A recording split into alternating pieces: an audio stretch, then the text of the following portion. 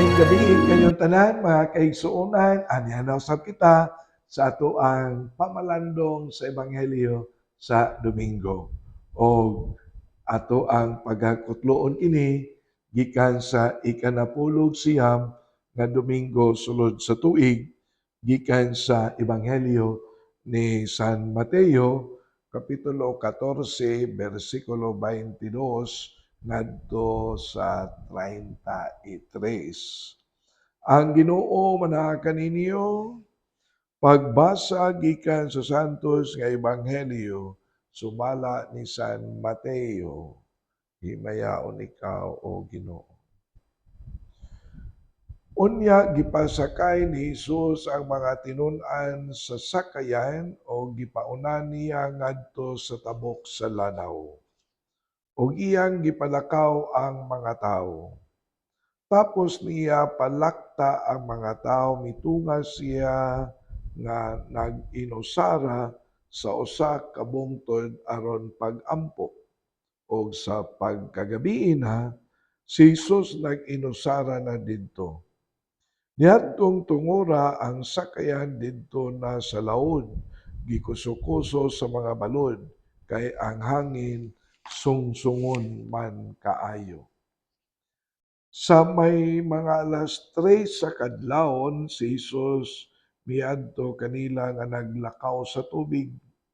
Sa pagkakita sa mga tinun-an kaniya nga naglakaw sa tubig, nangahadlok sila pag-ayo, anaay multo, miingon sila, og nanyagit sila sa kalisang.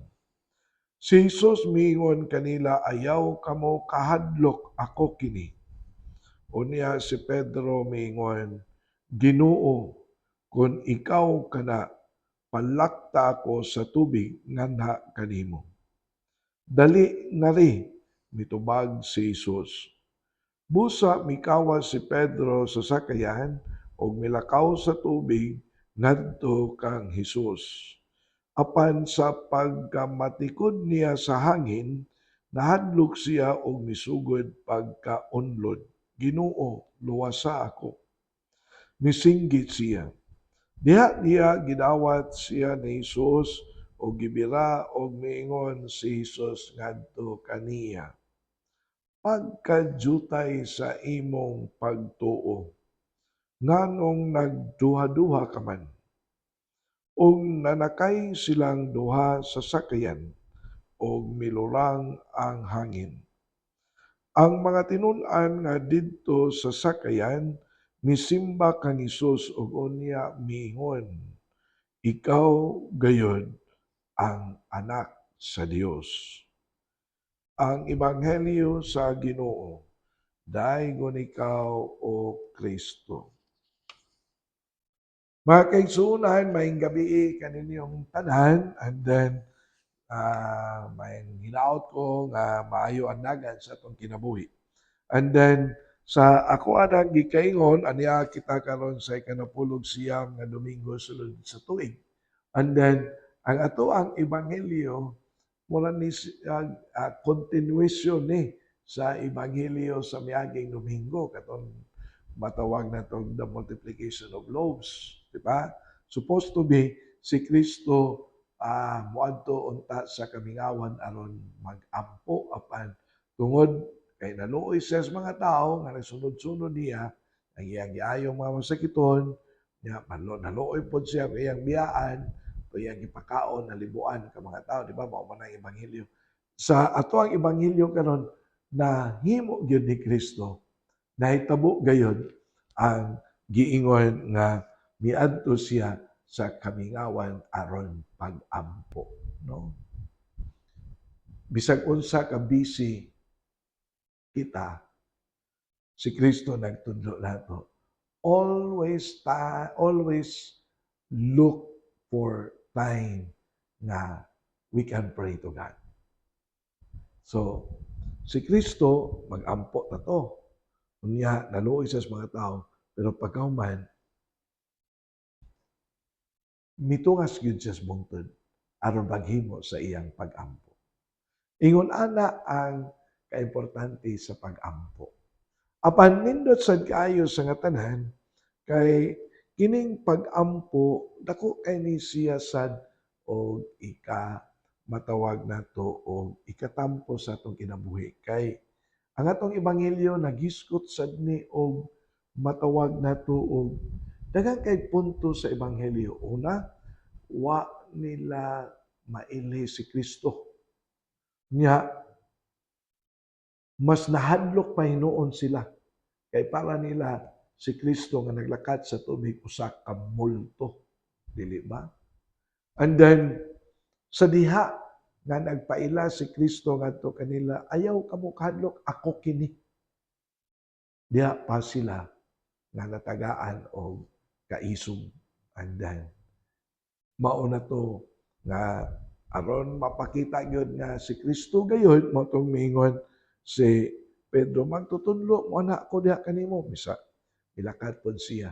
Pero di nato kalimtan nga ang sitwasyon gikuso-kuso sila sa mga balod.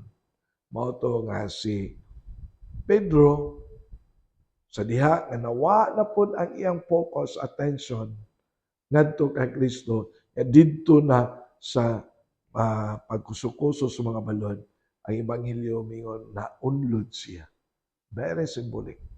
Apan may gani kay pagdayon niyang unlod, pagdayon niyang pagkalumos unta, na ang iyang attention na refocus, and then mitutok siya ni Kristo mingon, Ginoo, luwasa ako.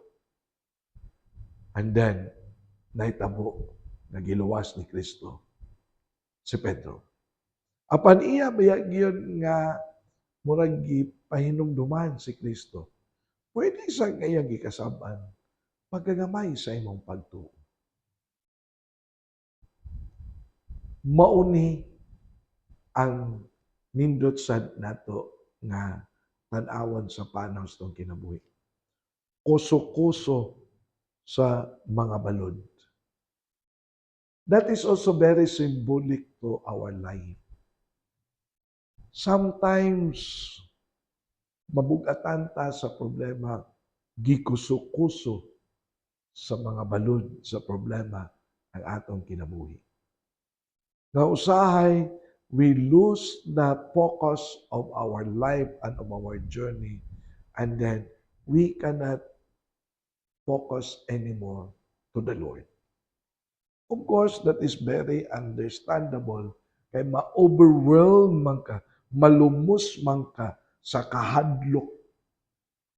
Labi na kon ang pagkusukoso sa balod sa problema, ikaw gyud personally ang maapektuhan. That's very normal. Mauna nga nindot sad kaayo sa nga tanan nga let us not lose our focus and our attention to the Lord. Anchor always your life to the Lord. Always have faith in God. Have that faith. Lord, help me. Lord, save me. Lord, you are my only one who can help me. Sama sa gibuhat ni Pedro. Ang nindot niya pod kaayo ang nasulat sa sa karaan nga testamento katong si Elias nga nangita siya sa Ginoo. Wala niya makiti ang Ginoo sa kusog nga hangin o sa mga kilat, sa mga dalugdog, bisan gani sa mga linog. Dili ba? Nasulat ka na sa karaan nga testamento. I think that's also our first reading sa liturgy karon nga Dominguha. Apan didto mahitagbo niya o natagbuan niya ang Ginoo sa kahilom sa kamingaw. In the midst of silence, stillness of our feelings and of our thoughts, God is there. sa kahilom sa kamingaw nindot sad nga ato nang dalhon sa pag-ampo. Sa ato pa di ay taliwala sa ato ang mga unos sa kinabuhi, dili kita magmaoy. Dili ba maunay termino kanunay sa mga tao nga mga palahubog, mag-inom, inikahubog, magmaoy, mangitag away, mangitag gubot, magsyagit-syagit, manghagit o patay sa silingan, magmaoy. Kung unuson ang atong kinabuhi sa mga problema nga bugat, kung galing doon ay conflict, away, pamilya, asawa o bana, ayaw dalhan ninyo sa syagit-syagit nga ang silingan makadungog, ang mga bata, mga uwaw, kay nagsyagit-syagit, kay nag-away, and then mura og nagdala og microphone sa gawas. Knowes, wala sa dugdog, wala sa kilat, wala sa kusog nga hangin na himamat ni Elias ang Ginoo apan sa kamingaw diha sa kalinaw. Silence, stillness, calmness. Mauna nga kung ugaling mo dasmag ang kuso-kuso sa mga balod sa atong kinabuhi diha sa problema, kalma, punong, paminaw sa tingog sa Dios.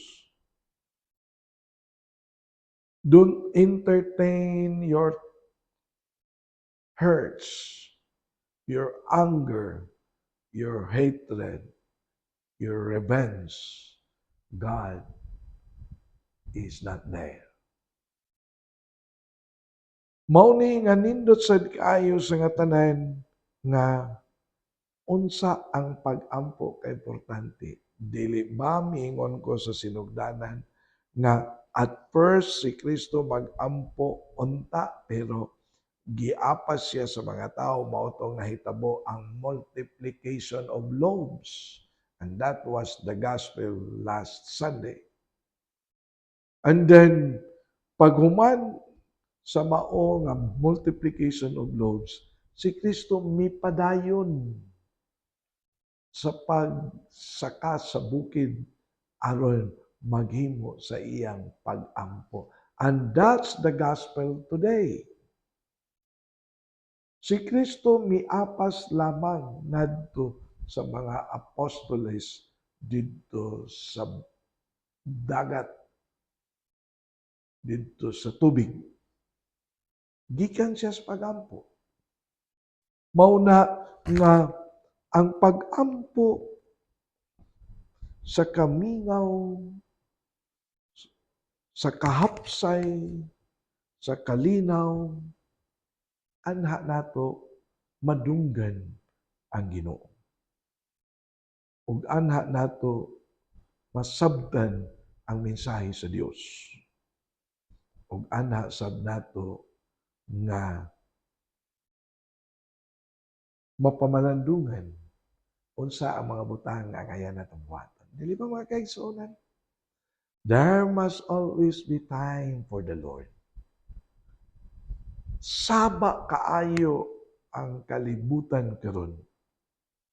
Saba kaayo.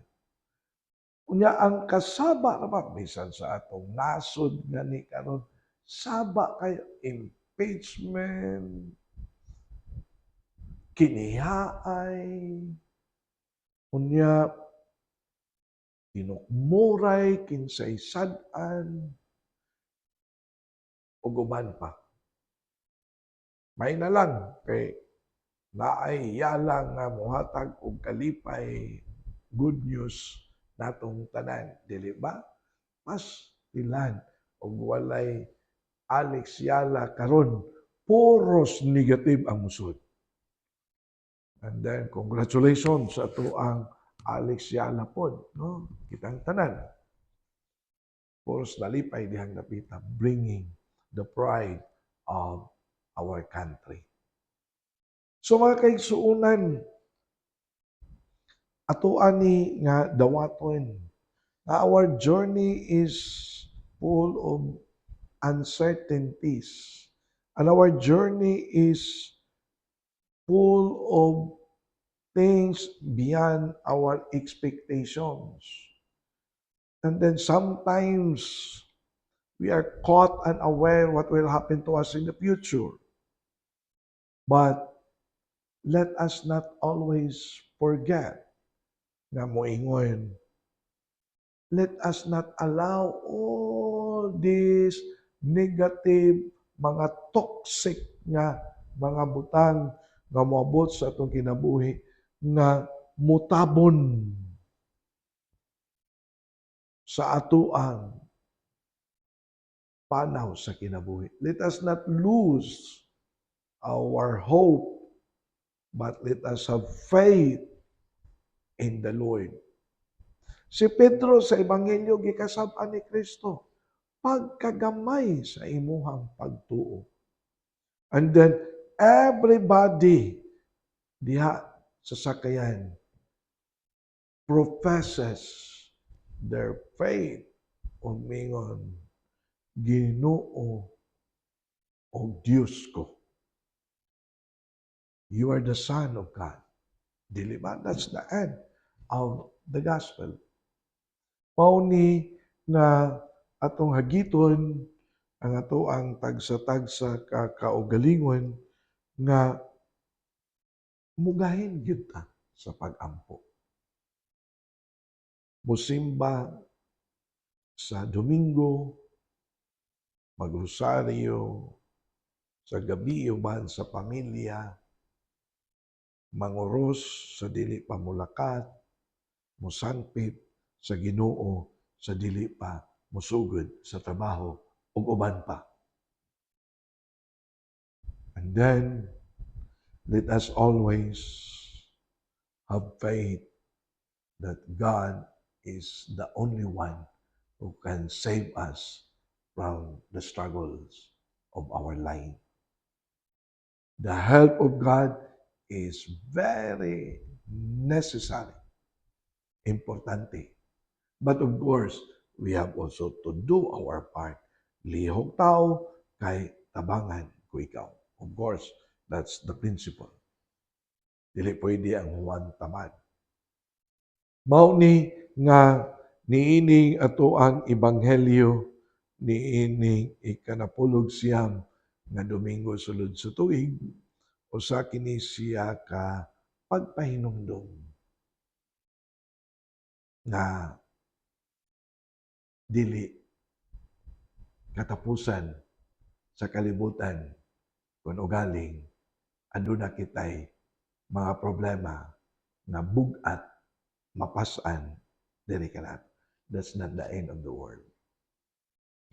Mao na ginaingon na God is very willing to save us, to help us, to accompany us in our journey, and to be with us.